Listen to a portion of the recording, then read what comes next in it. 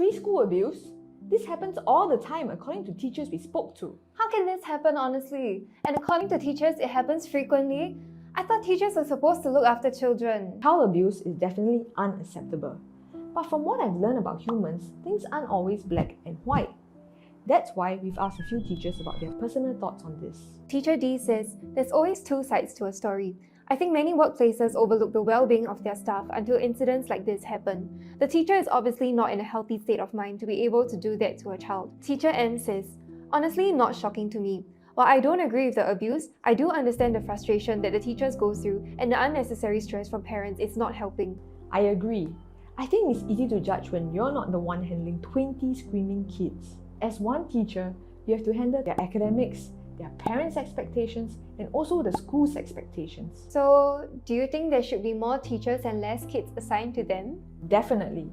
But labour shortage is a thing all over Singapore now, which brings in the measures of installing CCTVs to lower the risk of such incidents happening again. But as a teacher, shouldn't you already care enough about your kids to not want to hurt them? Do you really need a CCTV to be there to be like, I'm watching you, for you to not inflict harm? Well, some of the teachers we asked also agreed that CCTVs may help in preventing it, but it will not solve the root cause of abuse. So how do teachers deal with kids who misbehave then? I mean, if obviously not abuse? Teacher X says, the most I will do is talk fiercely to them, but never have a meltdown, insult, or scream at the kid. Teacher G says, the constant crying and noise may cause you to be very agitated at little things, but if you genuinely love the children, even if you're burnt out, you wouldn't abuse them. One thing that could help would be adequately equipping preschool teachers, like making sure they have enough manpower and lowering the teacher-to-student ratio. According to Singapore guidelines, in Kindergarten 2, where kids are 6 years old, the ratio of teacher to kids can be 1 to 25.